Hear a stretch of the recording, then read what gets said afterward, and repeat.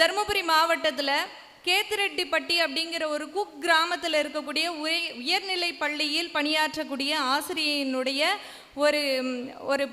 உங்களை பெருமைப்படுத்தக்கூடிய ஒரு விஷயம். ஏனென்று சொன்னால், நீங்கள் ஆட்சியில் பள்ளிக்கல்வித்துறை அமைச்சராக அமர்ந்த பிறகுதான் அவர்கள் பள்ளியிலேயே ஸ்கூல் மேனேஜ்மெண்ட் கமிட்டி என்று சொல்லப்படக்கூடிய பள்ளி மேலாண்மை குழு என்பது சீரிய முறையில் செயல்பட்டு இன்று அந்த பள்ளியில் முன்னாள் மாணவனாக பயின்ற ஒரு மாணவனும் அந்த மேலாண்மை குழுவில் கலந்து கொண்டு அவர் அந்த பள்ளிக்கு கிட்டத்தட்ட 15 லட்சம் ரூபாய் மதிப்பீட்டில் பள்ளிக்கு சுற்றுச்சுவரும் உபகரணங்களும் கணினியும் வாங்கி கொடுத்திருக்கிறார்.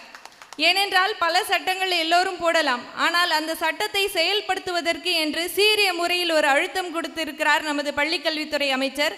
மேலும் அன்பில் மகேஷ் ஐயா அவர்கள் வந்த பிறகுதான் ஆசிரியர் இடம் மாறுதல் கலந்தாய்வு என்ற ஒரு விஷயம் மிகவும் நேர்மையாகவும் வெளிப்படைத்தன்மையோடும் நடந்திருக்கிறது என்று சொன்னார். கற்றல் இழப்பில் மாணவர்கள் தவித்திருந்த வேளையிலே கற்றல் இழப்பை ஈடுகட்டும் வகையிலேயே அவர்கள் அறிவித்த இல்லம் தேடி கல்வி திட்டம் என்ற ஒரு திட்டத்தின் வாயிலாக மாணவர்கள் அனைவரும் மிகச்சிறந்த முறையில் தேறி வருகிறார்கள் என்று சொல்லியிருக்கிறார்கள். அதாவது பள்ளி நேரம் தவிர மற்ற நேரங்களில் பள்ளி முடிந்த பிறகு அந்த மாணவர்கள் பயில்வதற்காக ஏற்படுத்திய இந்த திட்டமானது நிச்சயமாக ஒரு பயிற்சி பள்ளியாக அல்லாது இன்னொரு பள்ளியாகவே செயல்பட்டு இருக்கிறது. இந்த கொரோனா காலகட்டத்தை தாண்டி வந்திருக்கக்கூடிய மாணவர்கள் ஆகச்சிறந்த முறையில் தேர்ச்சி பெற்றிருக்கிறார்கள் என்று அகம் மகிழ என்னிடையே பகிர்ந்து கொண்டார். அந்த பள்ளி நிர்வாகமும் உங்களை நிச்சயமாக தருமபுரி மாவட்டத்திற்கு நிச்சயமாக வர வேணும் அப்படின்னு அழைப்பு விடுத்திருக்கிறாங்க ஐயா.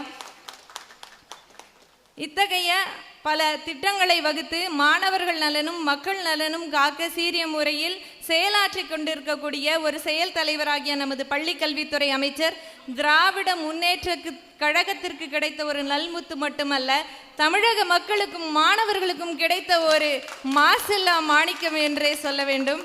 அவரை ஓரிரு வார்த்தைகள் பேச அன்போடு மேடைக்கு அழைக்கிறேன்.